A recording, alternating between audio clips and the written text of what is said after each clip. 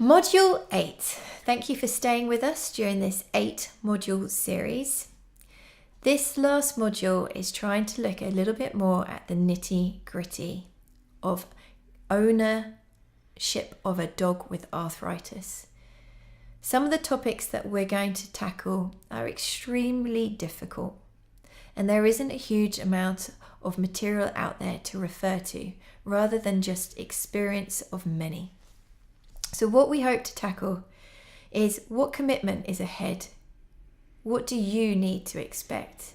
And how do you cope with the difficulties of decision making? This is the last module in this 8-module series. I hope that we've covered a huge amount of topics that you might have not readily thought were relevant or have confused you and added a little bit of clarity.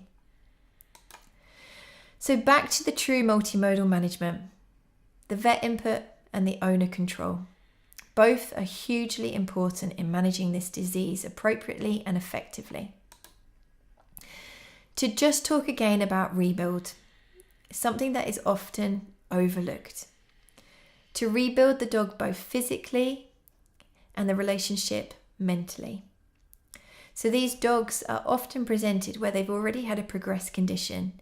They have had physical changes that hopefully with appropriate pain control and intervention can be readdressed, and strength and stability can be brought back to those limbs. But also we need to look at that life that that dog had and how it needs to be adapted, that the owner-dog bond can persist, but activities can be explored that are less dangerous and likely to add to the progression of the condition. So let's tackle commitment first. This is very owner dependent, and that's okay, because owners' beliefs, time constraints, emotional commitments and financial availability all influence the treatment plan that you choose to employ. We do stress that doing the basics of lifestyle changes, weight control, adapting exercise are really important. We don't wish owners to feel uncomfortable or guilt if they can't explore all of the different therapies. But as long as they focus on controlling pain, preventing further injury, and maximizing lifestyle changes that protect those joints and rebuild those soft tissues, then there are many potential plans ahead. Commitment is also dog dependent. And that's okay too. Individuals' condition, whether they've got comorbidity, i.e. other conditions that need to be considered when creating a treatment plan. The background of the dog, whether it's always had a resistance to handling, it's never liked water, it doesn't enjoy going to the vets. The overall health of the dog, whether they've actually had to deal with this condition for a long time or other conditions. The breed and the breed tolerances.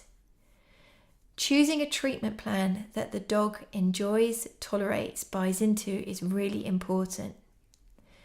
An owner should not feel guilty if they try to institute a therapy and the dog does not enjoy it, because that doesn't rebuild that owner-dog relationship. Commitment is also influenced by intervention availability, and that's the honest truth. From working with CAM for a couple of years now, we see from owners that many of the modalities that we've talked about, such as hydrotherapy, laser therapy, acupuncture, aren't readily available. And the distance to travel and the suitability, affordability of that therapy precludes them from many owners. We do not wish you to feel guilty for not having explored them. Commitment is very much also dependent on the support and the advice available, and we hope now, having created this online resource, that you owners feel that there is support and advice readily available. So just to recap about what we've learnt from CAM. We have a Facebook page that's very busy. We have a group called Holly's Army where owners can talk to each other, and we have equipment review page. Some phrases that we've heard: I can't afford the therapies mentioned. We don't have those facilities within driving distance. I have young children, I just don't have the time that I need.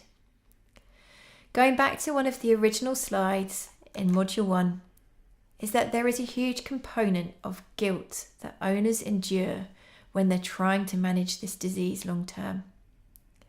It is extremely difficult to convey to you guys, we do not wish for you to feel guilty. We hope that by highlighting all the different avenues that are available, you will be able to find one that is suitable for you, your dog, and your life. So please remember, again, Module 1, every dog is different. When someone says to you, my dog has that too, I'm afraid they don't. Arthritis of the elbow is different to arthritis in the hips. Arthritis in 2 hips is different to arthritis in 1 hip. Arthritis in the spine and the digits will present differently to a dog that has arthritis in an elbow. The age of the dog, the weight of the dog, the breed of the dog, the lifestyle of the dog, all has an effect on the condition. Every dog and their disease is unique. The case management for that dog should also be unique. There are no prescribed plans, and if something isn't achievable, attainable, or affordable, then we can always look for an alternative.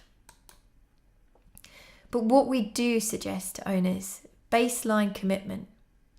Do not overlook lifestyle change. It has a massive effect on the progression of this disease. Become able to observe your dog more closely so that you can tailor their treatment plans and adapt it as you require. By being more observant, you can tell whether your interventions are working or whether you should abandon that and change for another. Do not overlook weight control because you just want to love your dog with food. Weight control has a massive influence on this disease and is an absolute no-brainer when you know that that extra sausage, that extra portion is actually pain on a plate. By modifying your relationship and the food, then hopefully you can get to your desired body condition score and minimize the progression and the clinical appearance of this disease. Do not avoid pain relief. Pain relief is imperative, not only for the quality of life of that dog, but also to try and prevent chronic pain wind-up. Catching the signs of pain early and modifying your lifestyle, weight, and potentially using intervention earlier will lead to long-term pain control in the future. Consider cartilage supports by looking into the supplements. We've gone through ones that we feel that there is more evidence, such as omega-3 fatty acids. Try and explore complementary therapies and rehabilitation in the form of hydrotherapy, laser, massage therapy, physiotherapy. And when looking at your dog, look at this rebuild. Your dog's condition has changed the game plan. Throwing the frisbee, launching the ball, running madly along the beach, 12-mile hikes, jogging on concrete might have to be replaced with something more superior for that dog. By looking at what you do together on a daily basis, you can potentially find an alternative that will slow the progression of this disease and reduce the pain presented. So, essential commitments. First essential commitment, daily thought and consideration. So use your objective measurements. Look at what your dog is doing on a day-to-day basis and modify your exercise to meet what they show you. As suggested, if they're having a bad day, reduce the exercise down to baseline. Change the routines.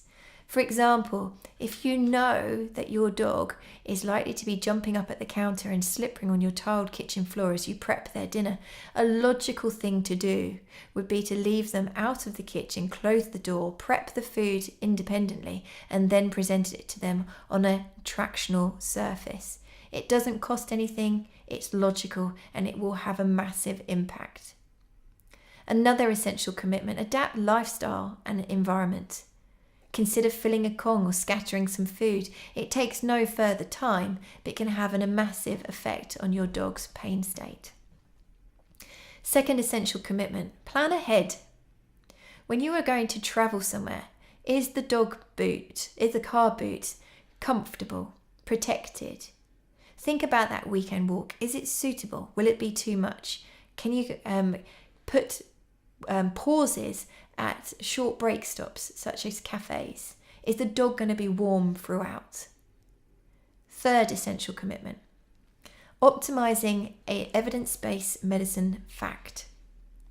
What do we definitely know? We definitely know that weight loss has a massive effect on progression and pain state. We know that appropriate exercise has a massive influence on pain state and rebuild. We know that pain relief is imperative to prevent chronic pain wind-up and the compensatory weight shifts that lead to further problems. And we know that cartilage support offers some benefit, such as the avocado unsaponifiables, the type 2 collagen, the omega-3 fatty acids, and potentially glucosamine and chondroitin sulfate. Fourth essential commitment, patience. During your dog's disease, it will progress, and unfortunately they will become slower. They will find normal events more difficult. This might be clearing the front doorstep. That might be this short walk to the post office. They will start to show signs that they are struggling. What you need to do is be patient and adapt, especially during acute flares. Be aware that they exist, reduce your expectation, and hopefully wait for it to pass. And the fifth essential commitment is challenge their health-related quality of life regularly. Look at how your dog is existing. Are they happy? Are they content? Are they able? Are they eating with pleasure? Are they able to toilet? Do they enjoy the short walks? By challenging their quality of life on a regular basis, you can ensure that you are doing everything that you can do.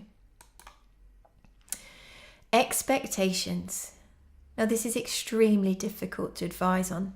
We can only give generalizations because we all have snowflake unique cases.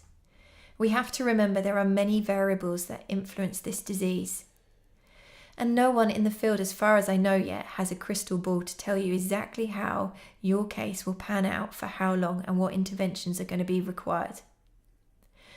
CAM has been aware of this for a long time, so we've created a couple of groups for you. There's the Holly's Army, the Equipment Review, and we also have a forum called Canine Arthritis Foundation. We have these so that people can share their experiences, and this can create potential expectations for other owners willing to read. But what you can expect is arthritis naturally waxes and wanes, but unfortunately it is progressive. It's prone to acute flares. And by being aware of them and modifying the exercise regime, increasing the medication, we can minimize the severity of these acute flares. Arthritic clinical signs are influenced by early diagnosis and management, weight, comorbidity, the environment that the dog lives in, the activity that a dog does, and the owner lifestyle input. Arthritis is a terminal disease in dogs, but a comfortable extended life is possible with intervention. We certainly could go and look to the human world to see how we are managing this complex, progressive disease. In the human world, we have many resources available to us, such as Arthritis Research, Versus Arthritis, Arthritis Ireland, Arthritis Care. These are extensive resources online that the owners of the disease can go and research and get up-to-date information about things that they can investigate and employ to help themselves.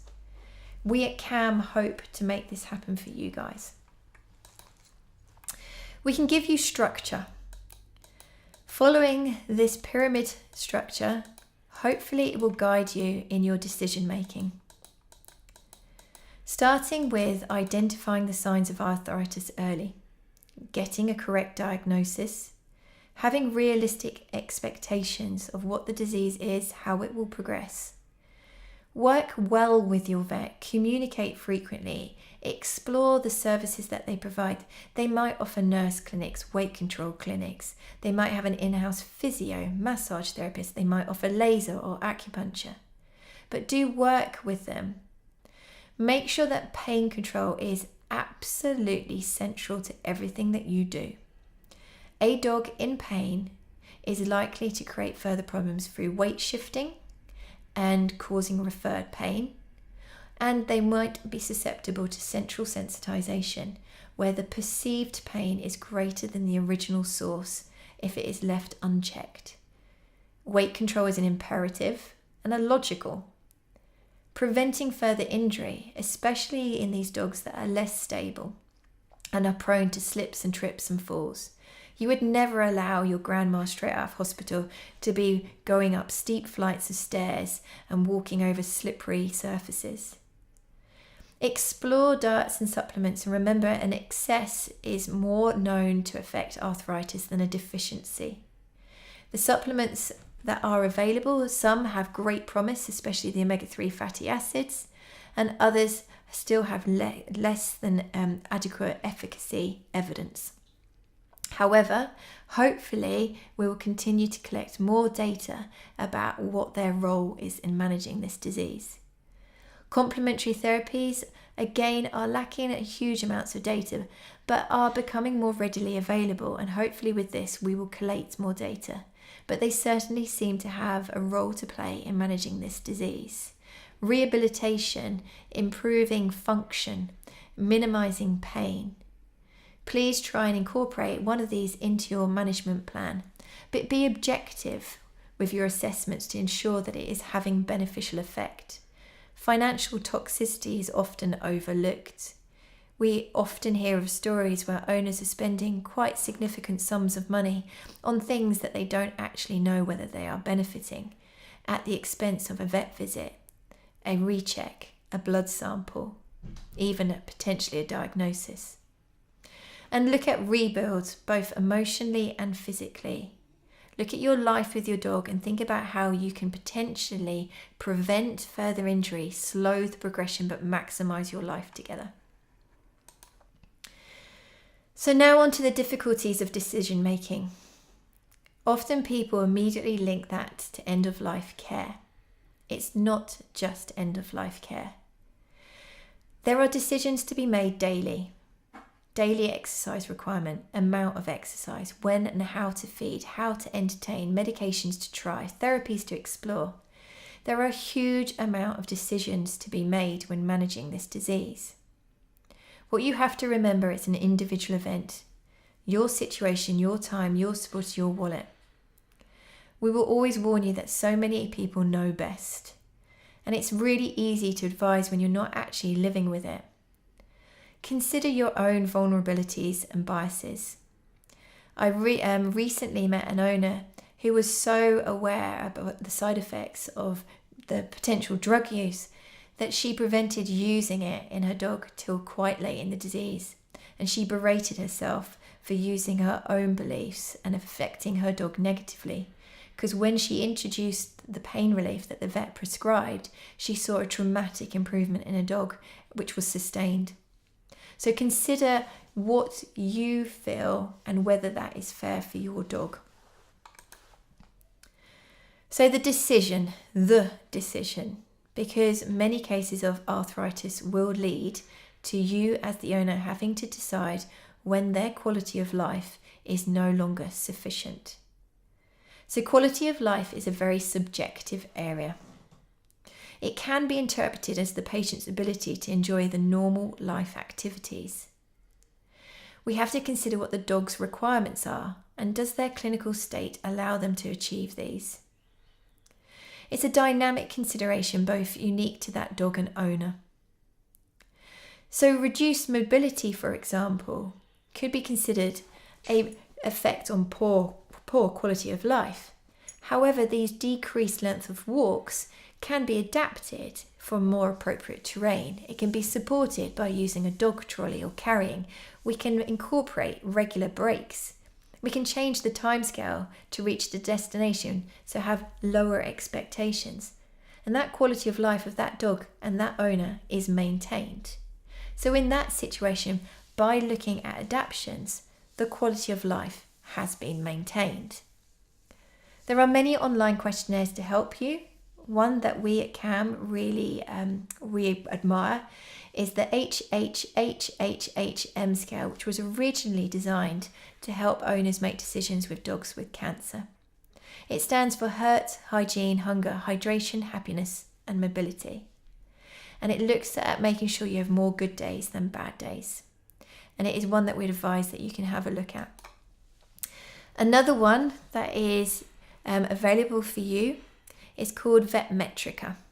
And it's a validated digital online health-related quality of life monitoring tool. It uses email assessments for you to check yourselves whether your dog's quality of life is still sufficient.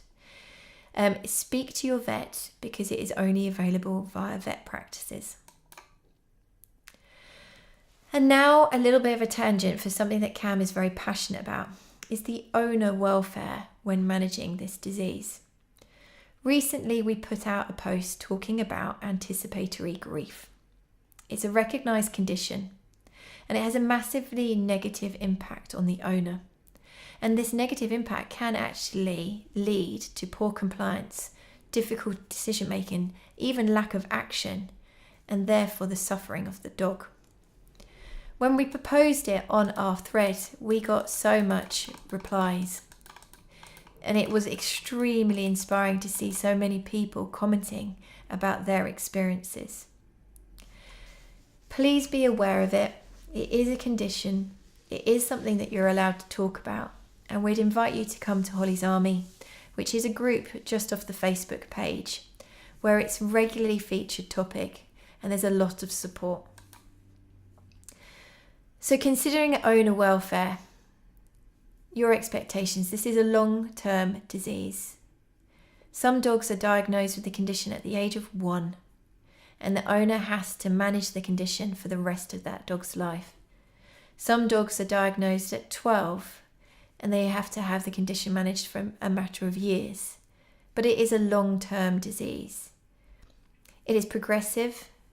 It can be time exhaustive, especially in the latter stages where you are there as your support buddy, making sure that they can easily access in and out the house, that they've eaten correctly, that they're comfortable, that you've lifted them in and out of the car. It can be financially draining as you explore different avenues to try and give your dog comfort and quality of life. It's rife with anecdotal advice, and people are very quick to give their impressions and opinions. I'm afraid there's a lot of false marketing. There are many products available online that offer claims that have no basis. It's waxing, waning, and is certainly draining. Anticipatory grief is not given enough attention, and we at CAM feel owner support is required in managing the disease. The focus shouldn't be only on that dog's joints.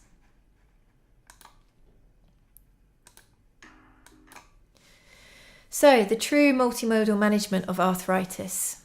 You as an owner play a massive role. Looking at lifestyle changes, learning to observe and tailor, and making sure you can rebuild your lives together. Rebuild is physically and emotionally. You can look at every part of your dog's life, as in that pie chart we originally showed you. Consider each part of their life and think, what can I do to protect them and rebuild them physically? But also consider each part of their life and think, what can I do to retain that unique relationship we have? Canine arthritis management.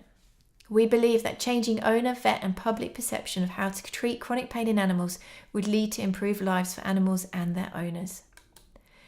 We'd like to invite you to come to our website at www.caninearthritis.co.uk, where you'll find over 100 pages of free advice, blogs and conversations, as well as downloads and resources that you can print. We are also very prevalent on Instagram and Twitter and have a very inspiring Facebook community. We have a YouTube channel where we give small clippets of advice. We also have Holly's Army This is a group of owners that actually support each other, and we oversee these owners and give them evidence-based medicine advice to guide them further. We have a forum where you can pose questions, and there are professionals answering your questions and trying to help others, creating a massive resource that people can delve into to get the information that they need. We have a product review group. As I say, there are many products on the market, not just supplements, medications and foods, but mobility aids, beds, harnesses, trolleys, toys that offer sometimes amazing claims but actually are of poor quality. So we've created a group so you can go and do a little bit of research before making those purchases. We have our own online shop. It originally started off just as anti-slip tape, but now you'll find there is so much more on there. So please do go and visit us at camonlineshop.com. We have a growing owner community through our social media, and they are a lovely bunch of people. Through this community, we hope to offer 24-hour owner education. We are making headway. We have some brilliant testimonials, so hopefully if this modular series has been of some help to you, you too will contribute to our testimonials. So back to the original concept behind this owner workshop. We wanted to remove the confusion. We wanted to improve understanding. We'd want to reduce your worry regarding whether they are in pain, reduce your worry about the costs and what the future ahead lays. We want to help you know that you are doing the best, and we want you to know that what you're doing is working. We'd like you to stop feeling overwhelmed and certainly minimize the guilt whilst providing you structure to managing your dog's disease. So hopefully this 8-module series has achieved that. We've got to remember, arthritis is not a simple disease, and it's certainly not just one of the joint. It's not even just a disease of the dog. It's a consuming, both emotionally and physically debilitating disease for the owner and the dog. Thank you for your time. Please do email us any questions to info@caninearthritis.co.uk. Best of luck.